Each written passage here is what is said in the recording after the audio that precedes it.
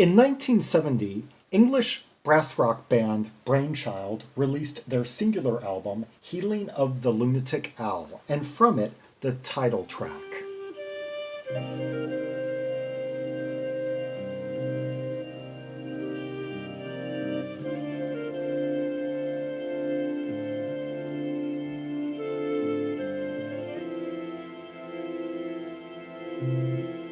And you were hearing the flute work here of Brian Wilshaw, who would later work with Bowie briefly.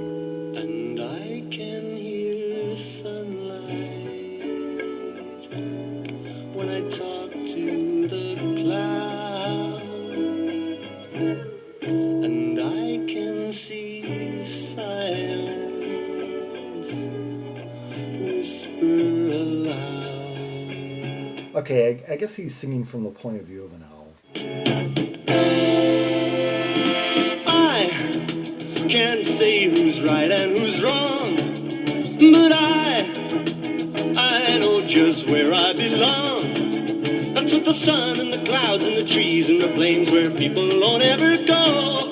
Okay, I love the change of mood here. We went from that really kind of somber, subdued beginning, and suddenly we're in this kind of like swinging, really rollicking, kind of dandy-ish type section with the vocals, just, you know, kind of exuberant and all. Prisoners are free and madmen like me are sane as a lunatic owl, 'cause I know, yes I know.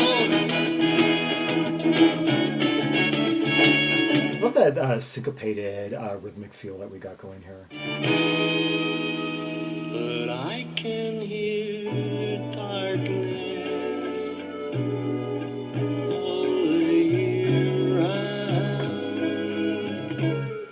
and now I taste sadness. I also like the vocalist's, the way that he's enunciating and Harvey Coles. Yeah. So finely ground.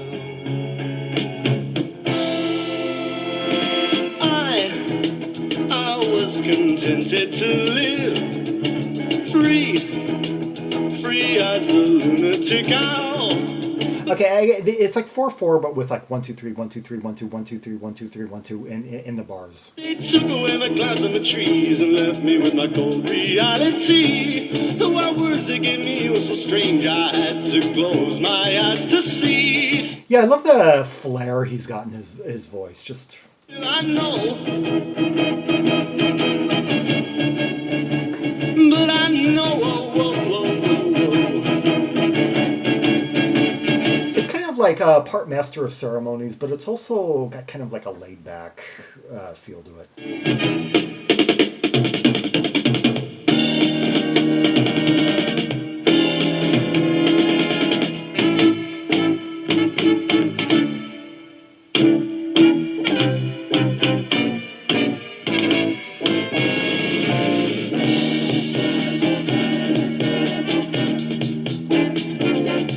Okay, now we've entered our third section, and we have got, let's see, on trombone we've got Ian Goss, trumpet Lloyd Williams, and then the guy I mentioned already, Brian Wilshaw on sax, and yeah.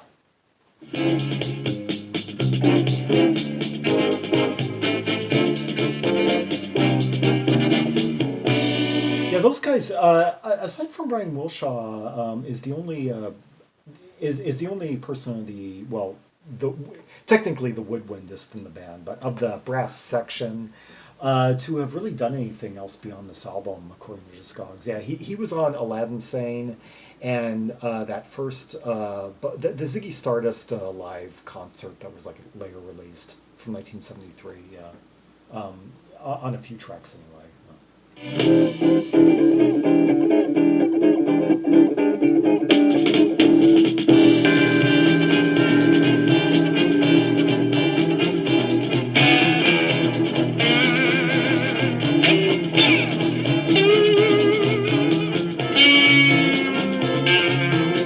Okay, and you were hearing the guitar work there of Bill Edwards, and I'm hearing like a really thick bluesy kind of tone there on those notes he's like bending, and pulling a sound very similar to Terry Kath. Yeah, like on the first Chicago Transit Authority album. Like I'm thinking like South California Purples, some of those numbers.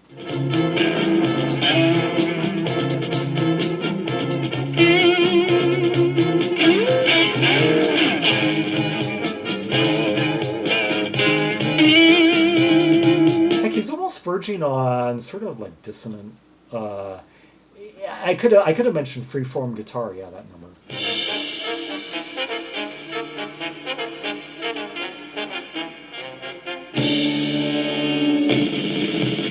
Wow, I like these breaks here. We had that unaccompanied, brass moment. Now we got a drum roll by Dave Muller.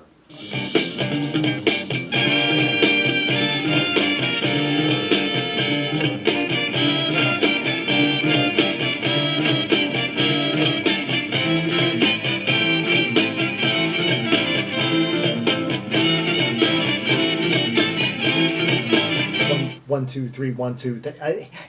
None of these talented players went on to do anything else except that one brief Bowie stint that saxophonist Brian Wilshaw had. Unbelievable.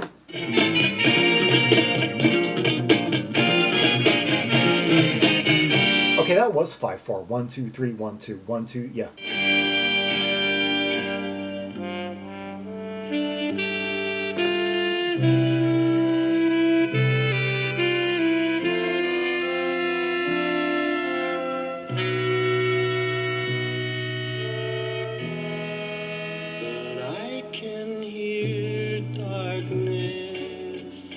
I can hear darkness. All the year round. All the year round. And now I taste sadness. Now I taste sadness. So finely ground. So finely ground. I was contented to live free as a lunatic owl. That's what the sun and the clouds and the trees and the plains where people don't ever go. That's the kind of performance I visualize with this type of singing. Where prisoners are free and my men like me are sane as a lunatic owl. 'Cause I know. I love that owl. Yeah, the way he stretched out that owl kind of like wavered a little bit on it.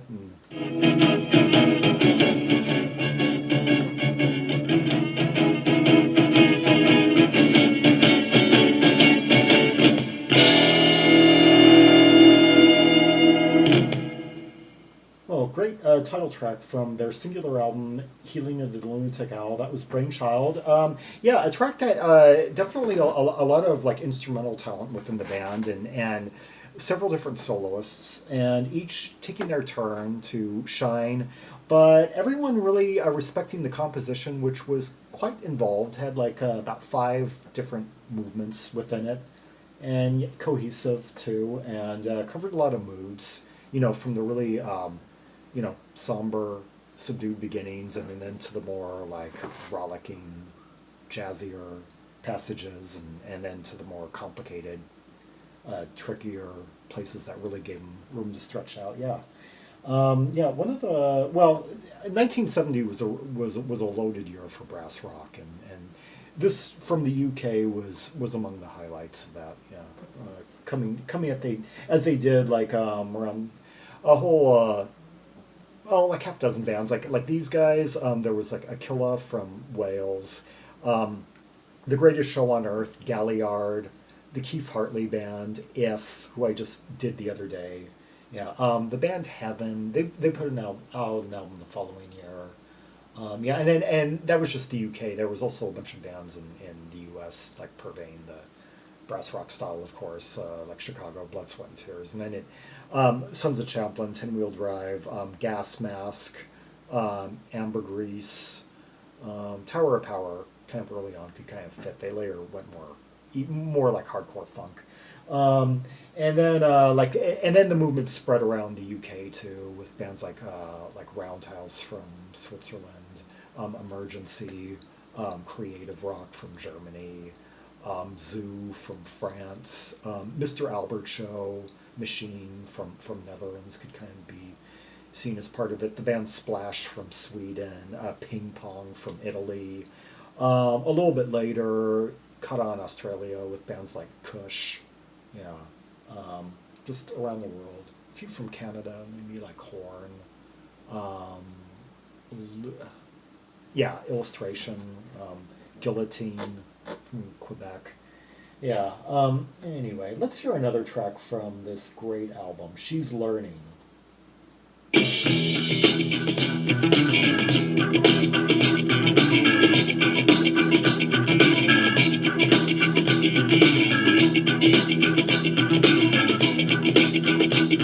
Very restrained sounds here. It's like we got that organ, but it's not like really gurgling or like taking over the space, or it's not like really being laid out like a blanket. It's much more subdued.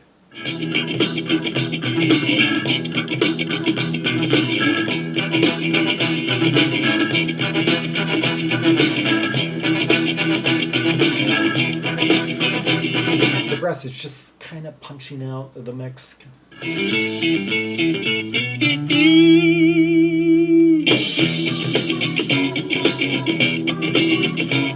you walk around so quiet and so meek, and you put on airs and graces when you speak. I like how the vocalist and the brass are kind of like marching in lockstep amid this rhythmic percussion, this rhythmic precision, which is really the dominant force of this track. But I say it's worth that. You're not a faint heart. You ain't getting worth down. 'Cause down, down, down inside, you feel alright. Yeah. Well, Seamless. The way that it just kind of like rolled right into the chorus, and that earworm of a chorus line, that down, down, down, and down, down, down inside, you feel alright.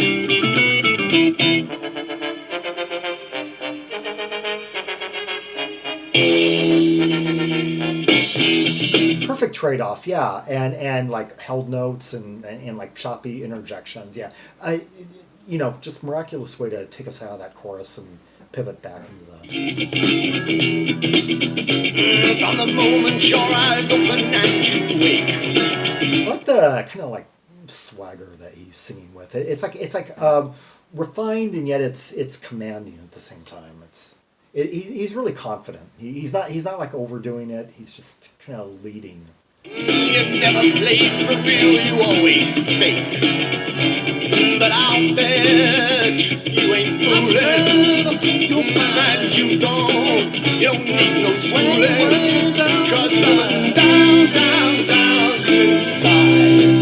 You feel alright. Alright.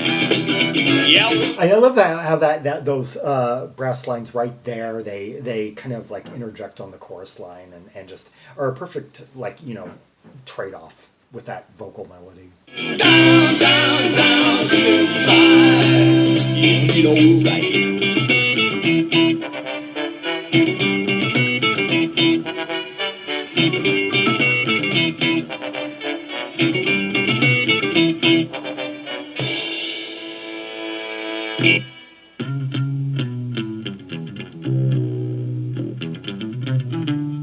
Great. The one instrument that really didn't have a moment to shine in the last track is doing it here.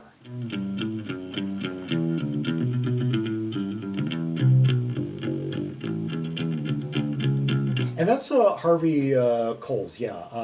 I guess the lead vocalist of the band, yeah. He trades Bill Edwards, the guitarist, also. Those are the two credited with vocals, but he's the first mentioned, so I'm assuming it's Coles that has lead vocals and giving us this really thick bass here.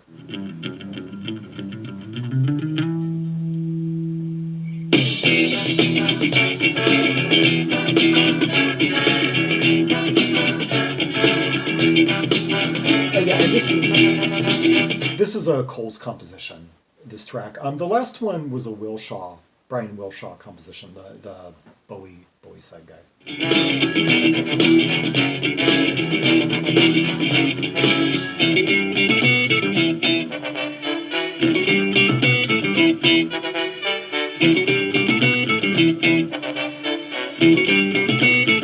Love that trade-off. I just know something on this Discogs page.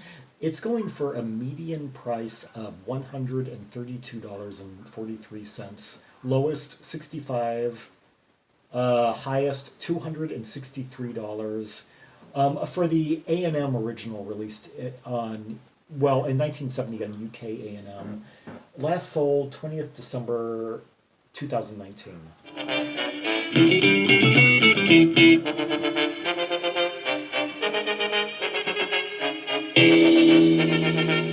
I love that note right there. Boom.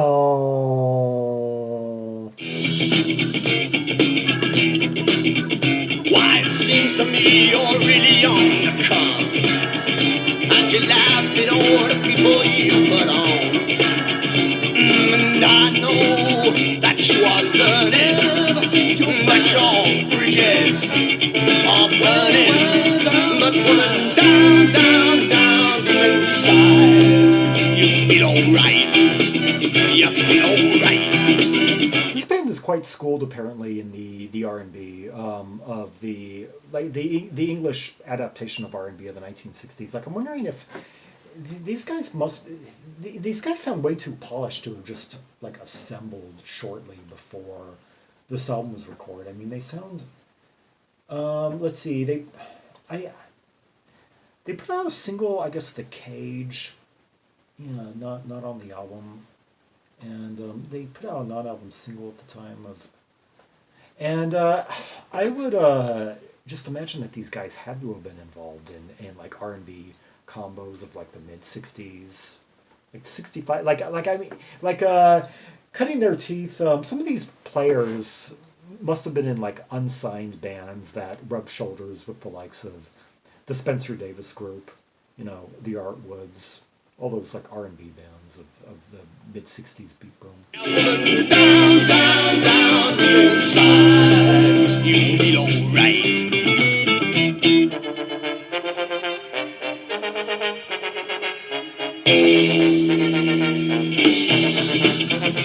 That part right there, that boom, is like one of the most distinctive parts. That and that's kind of like almost the flip of to the main earworm. A flip of the earworm coin from that chorus, that down, down, down. Yeah, I'm pretty sure that when people get to know this track, those are the first two things that really kind of register in the mind.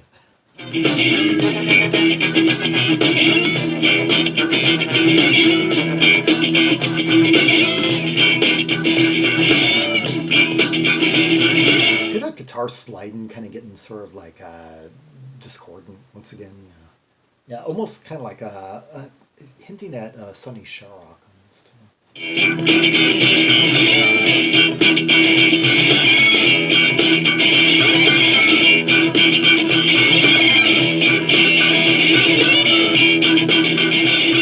Beautiful. We got that really rhythmic organ, kind of almost choking itself. We got that kind of sliding off the tonal center of the guitar.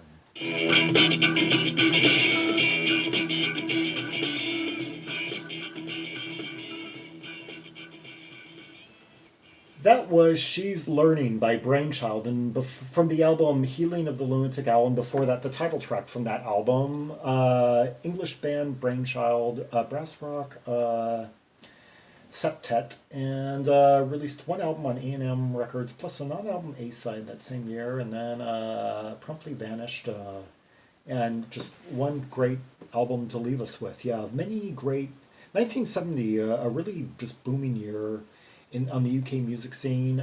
There were some bands, very long-running bands that made their debuts that year. And then there were others that just put out like one or two albums and disappeared, but those great albums they were, and this is one of them, yeah.